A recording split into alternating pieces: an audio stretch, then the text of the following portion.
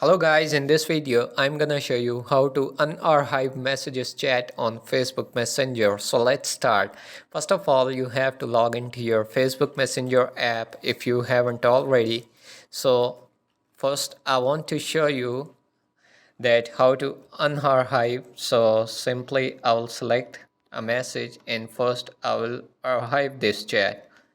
So what you have to do, simply click on search bar and type the person name which you want to unarchive. So I am selecting this one. So click on that and here you just click on type and type a random message and then click on send and then go back to your messenger app and now you will see this message was unarchived automatically. So that's it. I hope you guys enjoy this video. If you like the video, do like, share and subscribe our channel.